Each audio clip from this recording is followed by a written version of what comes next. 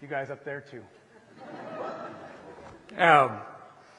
It has been such an extraordinary 12 hours or so here, and thank you for the incredibly kind and gracious welcome. As you all know, 25 years ago, the people of the United States bet on peace. We bet on it because we bet on you. We bet on your dreams and your aspirations, your hope for your kids, the future that you will write, the city, the community that you will create. Where there was pain, you saw a chance to heal. Where there were walls and wire, you saw a community. Where there was division and skepticism, you saw hope. 25 years later, look at what you have created. Record GDP growth. University classrooms filled to the brim. Old shipyards turned into incubators for cutting-edge technology. Tourism surging among ancient walls in the soft light of fertile fields. And folks, we're back too. Proud of that wager and ready to double down on a bet that has produced a peace dividend, with now hundreds of U.S. companies operating in Northern Ireland and creating tens of thousands of jobs. The #1 foreign investment location for cybersecurity. Some of the biggest companies in the world have set up shop here. And now some entrepreneurs with dreams to outcompete them are following. People ask me all the time, why Northern Ireland? Why invest here? Why come? Is it proximity, market access, the extraordinarily good weather? I've had it for 12 hours, we'll take it. Folks, it's you. An American CEO told me a story when he was first visiting Belfast a few years ago, looking to expand his business. His flight landed fine, his bags did not. So he went straight to a store that night to try to get a new suit for a 7:30 a.m. breakfast meeting. He got a jacket, but the pants didn't fit. The store's owner took those pants and drove an hour that night to his mother's home, where he altered them and drove early that next morning back, hand-delivered them to that CEO by 7 a.m. in his hotel lobby. That gentleman turned to me and said, I don't care what you're going to say in your talk. It doesn't matter. That guy sold me on Northern Ireland better than any government official ever could. He went on and established a huge presence here. As far as I know, still wears those tailored pants. We believe in Northern Ireland. We believe in you. We believe in your future. We believe in your kids. We believe in these amazing kids. A few weeks ago, a Harvard student from Belfast called himself a peace baby, raised on hope and the troubles, a fading memory. I am so incredibly proud of President Biden's commitment to those peace babies, expanding their opportunity. And I'm humbled by the chance to be a part of shaping that commitment. Thank you for your incredible contributions, for your vision and your determination. And more than anything, I look forward to drawing on your energy, your ideas to ensure that we bring prosperity to every corner of Northern Ireland. It is a future to be proud of and a future worth betting on. Thank you.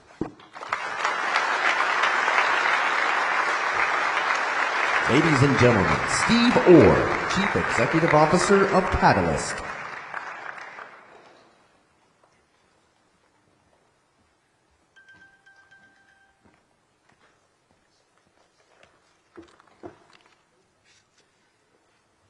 Distinguished guests, this is pretty cool. I am honoured to speak today about a real legacy of the Good Friday Agreement, the rise of Northern Ireland's entrepreneurs. I moved to California 2 months after the Good Friday Agreement was signed. The years I spent there shaped me as an entrepreneur, learning from the best in what truly is the world's capital of possibility. But what changed me as a person was the civic leadership I witnessed every day by so many successful people who felt it their duty to pay it forward, volunteering to help entrepreneurs for free, as they themselves had been helped. Yet, surfing nearly every day in the perfect climate, something had always bugged me. I loved home, Northern Ireland, and I could not stop thinking that the people at home were as good, if not better, than the people from anywhere else in the world. So it was my duty to try to do something to help.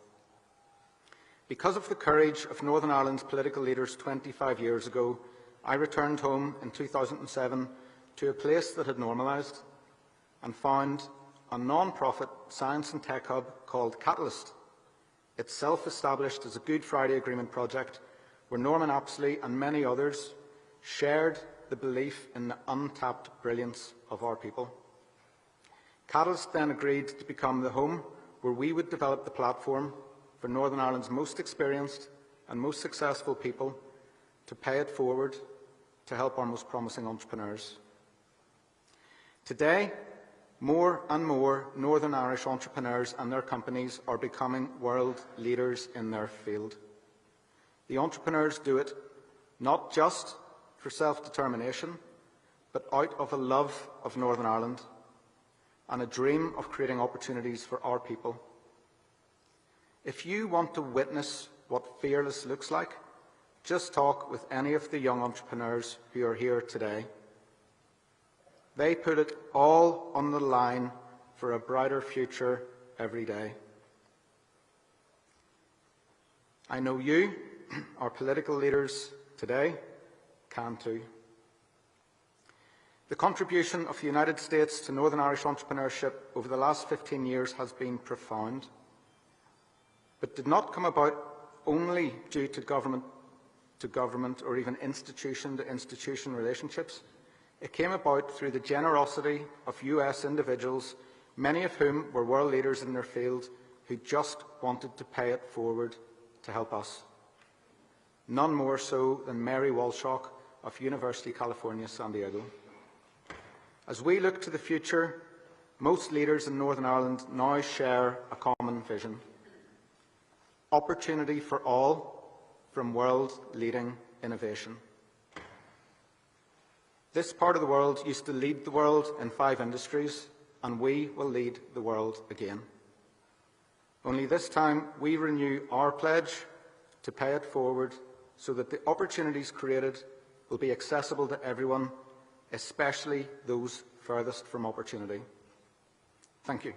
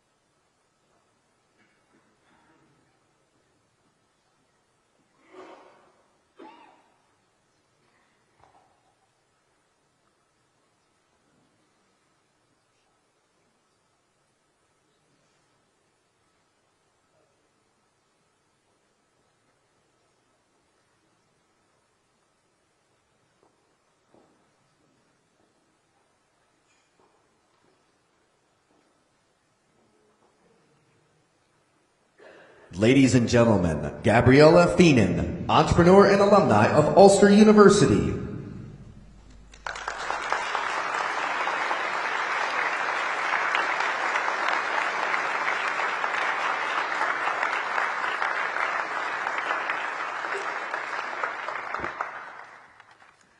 Good afternoon. My name is Gabrielle Feenan and I'm a recent graduate of Ulster University and I'm from Banbridge, County Down. Following my studies, I've taken a route of entrepreneurship with support from the Ulster University Enterprise Centre and Young Enterprise NI, with my most recent venture focused on sustainable cork furniture. As we come together today to mark the 25th anniversary of the Good Friday Agreement, I'd like to reflect upon its success in providing everyone here with a sense of ownership, opportunity and a new beginning. Opportunity is perhaps the most fundamental success of the Good Friday Agreement. My generation has been able to experience a country that boasts a wealth of new opportunities and has produced a generation with unswerving ambition. I am proud to come from a generation of like-minded individuals who have been bred on the what-ifs and why-nots of the world, where simply no feat is too great to be conquered. A youth which continues to strive for better, one which represents Northern Ireland on a global stage, and one which exhibits some of the world's greatest talents. Whilst it is important to recognise the successes we have seen these last 25 years, it is of equal importance to look ahead to the 25 years to come. The state-of-the-art campus that we are gathered in today is a reflection of the confidence placed in our youth, not to mention the organisations that are the foundations upon which this new generation can realise their full potential. My aspiration for the next 25 years is for us to continue to pursue that hope that was devised, but also to approach it with confidence and belief in our proven qualities and capabilities as a generation. It is now my great honour to introduce the President of the United States of America, Joe Biden.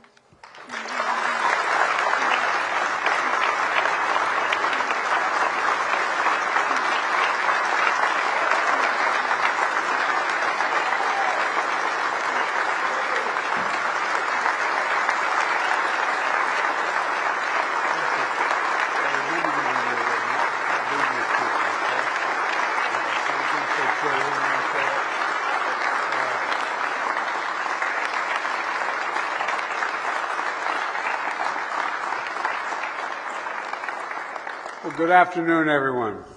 What a great, please have a seat. Great honor to be here. I just told Gabrielle that when she's the leading public figure in this country and I show up, promise she won't say Joe who is outside. You say Joe Biden, remember, just remember me, okay? All right. Chancellor Davidson, Vice Chancellor Bartholomew, thank you for hosting us today on this beautiful campus of Ulster University. I came here in '91 in this neighborhood, and you couldn't have a glass building like this here in this neighborhood. I don't think it would have stood up very well. But things are changing. Lord Mayor Black and Secretary of State of Northern Ireland, Heaton Harris, thank you for the welcome to Belfast. And Mr. Speaker and leaders of Northern Ireland's leading 5 political parties, I was honored to welcome you to the White House a few weeks ago, and it's wonderful to see all of you again today.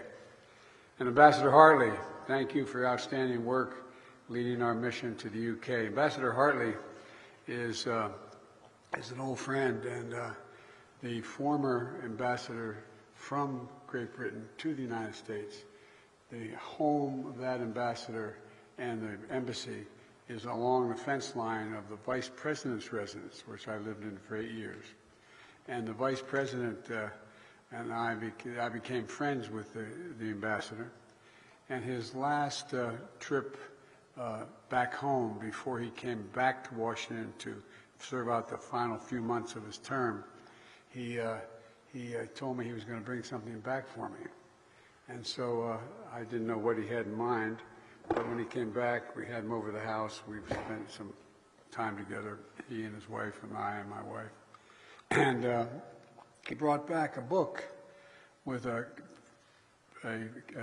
photograph on the front of the book. It had been just reprinted, the book, of a somewhat stout British captain in his quarters with a big bulldog sitting next to him, and his name was Captain George Biden, because he used to always kid me and saying, you know, Biden's English, you talk about the Irish, Biden's English. And he told me that he went back and he had the Lord Admiralty, this guy's true story, check, and my great 1840, I think it's 1842, could have been 1828, I can't remember, it's one of those two dates, had written the rules of mutiny for the British Navy. And I said, well, at least that part's consistent, Reverend, mutiny. But anyway, he used to always kid me when I'd say, you know, talk about, he'd say, yeah, you talk about the Irish. He said, you're English, you should remember that. Then I found out, my sister and I found out the name Robinette, my middle name is Robinette. I thought that all those years it was French. It must have been Huguenots because they came to Great Britain in the 1700s somewhere along the way. And they're all from Nottingham. So I don't know what the hell's going on here. You come back, it's confusing. And anyway, Consul General Naran and Envoy, Special Envoy Joe Kennedy, thank you for your efforts to continue deepening and strengthening the ties between Northern Ireland and the United States. It's good to see Belfast, a city that's alive with commerce, art, and I would argue inspiration. The dividends of peace are all around us, and this very campus is situated in an intersection where conflict and bloodshed once held a terrible sway. The idea, as I said, to have a glass building here when I was here in '91 was highly unlikely. Where barbed wire once sliced up the city, today we find a cathedral of learning, built of glass, and let the shine light out in and out. It just has a profound impact for someone who's come back to see it. You know, it's an incredible testament to the power and the possibilities of peace. 25 years ago this week, the landmark Belfast Good Friday Agreement was signed. And it wasn't easy. I was a United States Senator at the time, and I worked very closely with my good friend George Mitchell, who will be here, I believe, in a couple days. And there were no guarantees that the deal on paper would hold. No guarantees that it would be able to deliver the progress we celebrate today. It took long, hard years of work to get to this place. It took a people willing to come together in good faith and to risk boldly for the future. Leaders in peace like John Hume and David Trimble and David Irvine and Monica McWilliams and Mary Robinson, etc. They were all people that I got to meet back then. And it took people all across Northern Ireland who made the choice to work for a brighter and a shared future. At the time, it seemed so distant, some of it. It seemed so distant. First at the ballot box, and everyday since, the acts of seeing each other through the lens of a common humanity, which again, when I first came here as a young senator, didn't seem like it was realistic. It took pioneering women across all communities and parties that said enough, and demanded change, as well as a seat at the negotiating table, including through the Northern Ireland Women's Coalition. And it took a determined effort of my good friend, someone who embodies the country's commitment to all the people in this region, Senator George Mitchell. And, you know, his time serving as Special Envoy for Northern Ireland is one of the great examples in history of the right person for the right job at the right time, in my view. I think sometimes, especially when the distance of history, we forget how hard-earned, how astounding that peace was at the moment. It shifted the political gravity in our world. Literally, it shifted political gravity. In 1998, it was the longest-running conflict in Europe since the end of World War II. Thousands of families had been affected by the Troubles. Losses are real. The pain was personal. I need not tell many people in this audience. Every person killed in the Troubles left an empty chair at that dining room table and a hole in the heart that was never filled for the ones they lost. Peace was not inevitable. We can't ever forget that. There was nothing inevitable about it. As George Mitchell often said, the negotiations had, quote, 700 days of failure and 1 day of success. 700 days of failure and 1 day of success. But they kept going because George and all the many others never stopped believing that success was possible. And I want all of you to know, especially the young people in the audience today, and don't jump, okay? Oh, I didn't see that all the way up there. As my father would say, please excuse my back, I apologize. But all kidding aside, the American people are with you. Every step of the way, it's real. Those of you who've been to America know that there is a large population that is invested in what happens here, that cares a great deal about what happens here. Supporting the people of Northern Ireland, protecting the peace, preserving the Belfast Good Friday Agreement is a priority for Democrats and Republicans alike in the United States, and that is unusual today because we've been very divided on our parties.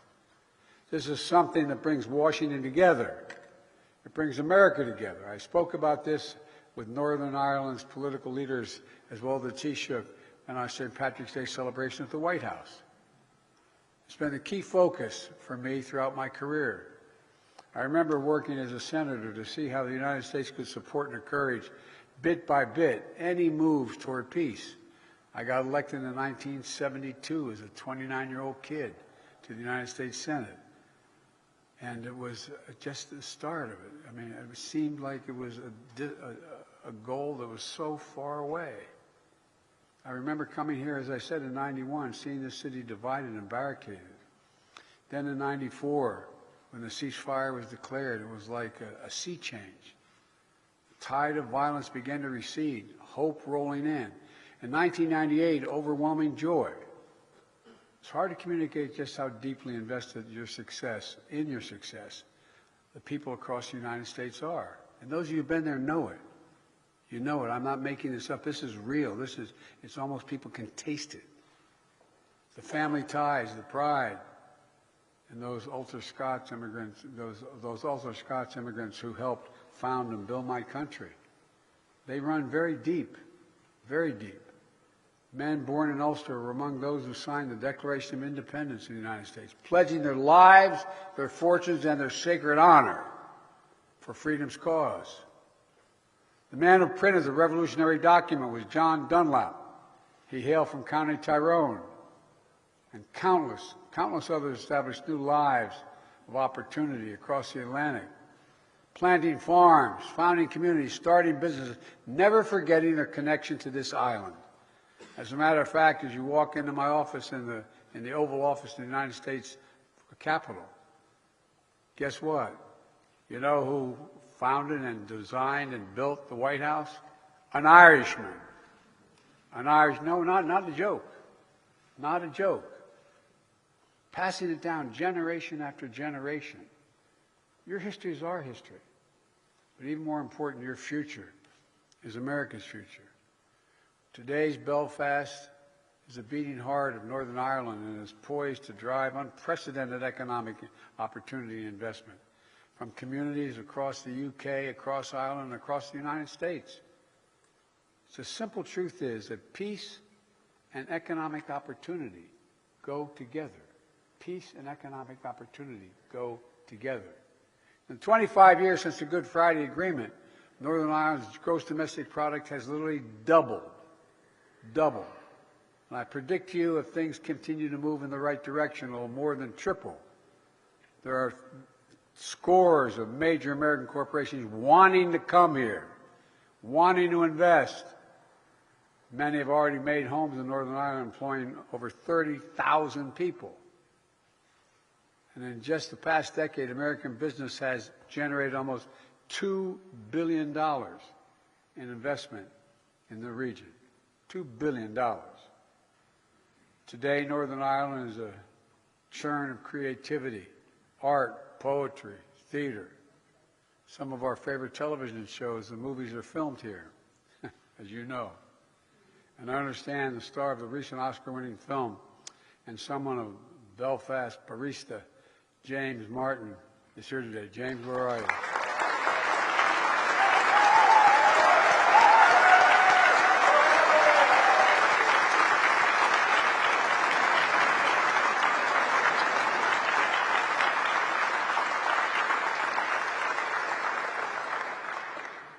got to meet James, and I got my picture taken. I'm going to go home and brag to my daughter.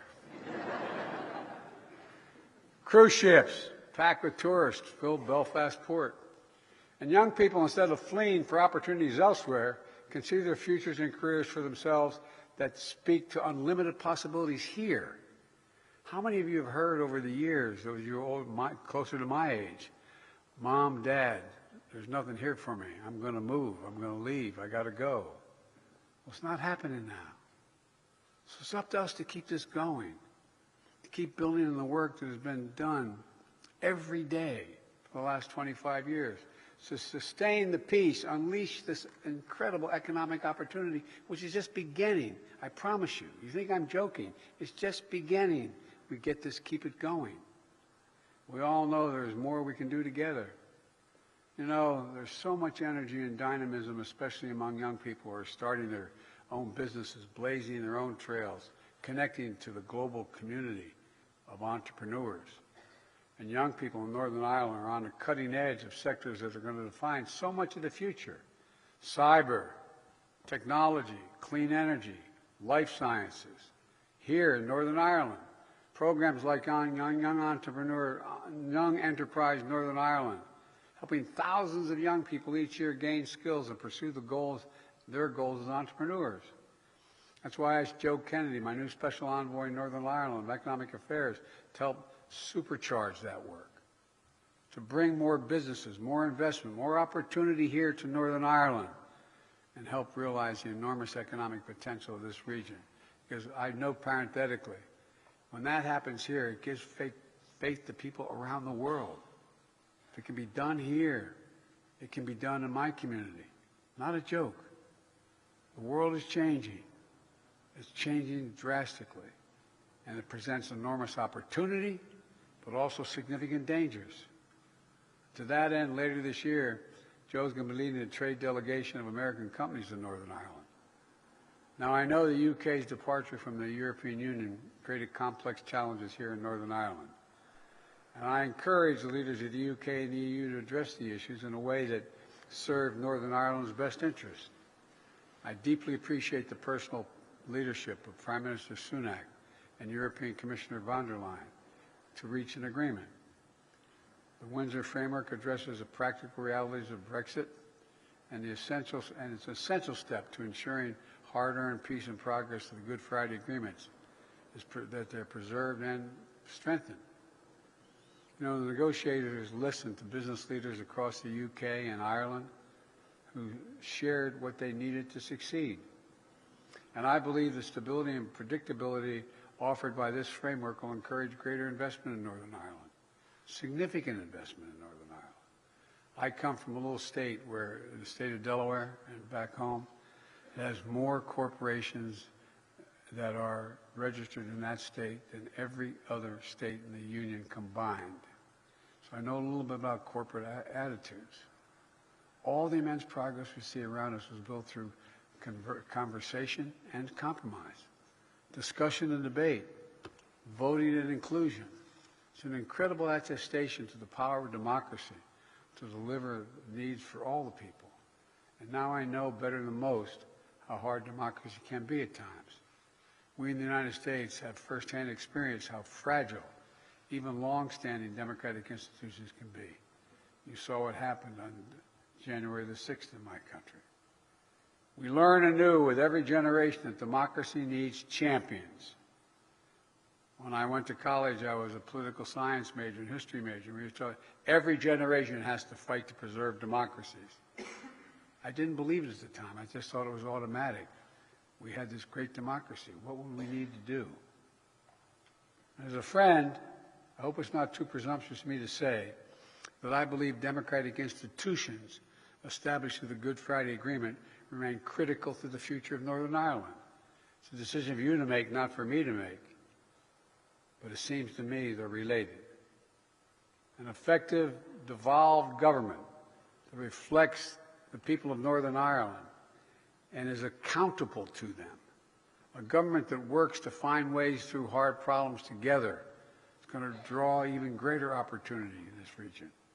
So I hope The Assembly and the Executive will soon be restored. That's a judgment for you to make, not me, but I hope it happens. Along with the institutions that facilitate North-South and East-West relations, all of which are vital pieces of the Good Friday Agreement. For in politics, no matter what divides us, if we look hard enough, there are always areas that's going to bring us together if we look hard enough. Standing for peace, rejecting political violence must be one of those things. So I want to once more recognize the way the leaders of Northern Ireland's major political parties come together in the wake of attempted murder of Detective Chief Inspector Caldwell to show that the enemies of peace will not prevail. Northern Ireland will not go back, pray God. The attack was a hard reminder that there will always be those who seek to destroy rather than rebuild. But the lesson of the Good Friday Agreement is this: in times when things seem fragile or easily broken, that is when hope and hard work are needed the most. That's when we must make our theme repair, repair.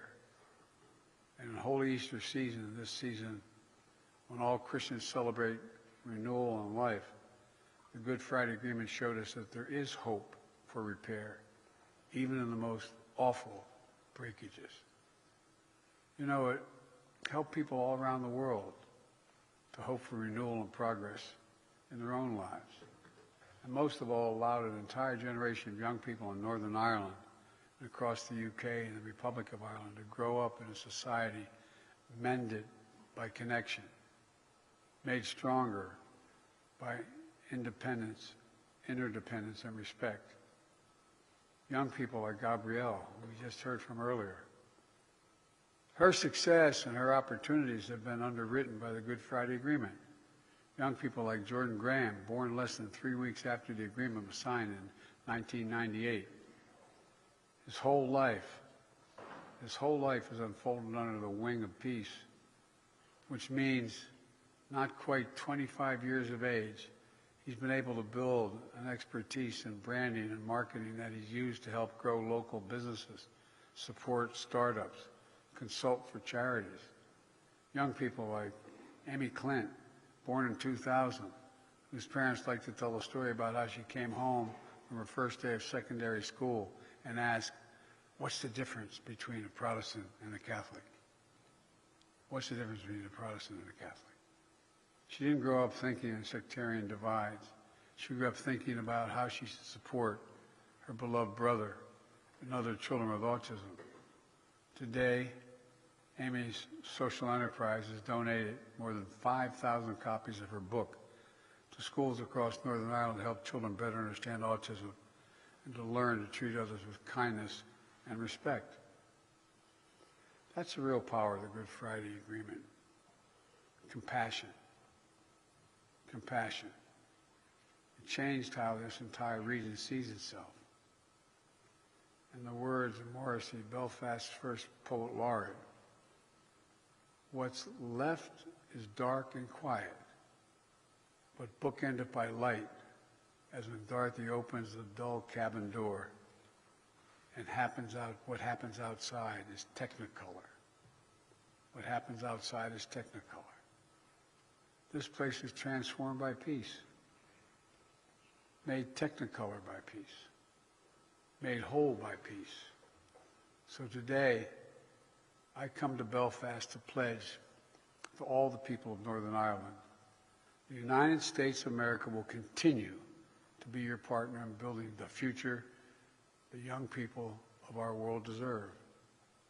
It matters to us, to Americans, and to me personally. It genuinely matters if you've traveled my country.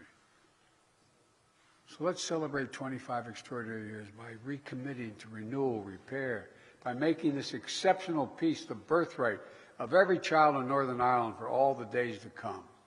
That's what we should be doing. God willing, you'll be able to do it. Thank you all for listening, and may God bring you the peace we need. Thank you.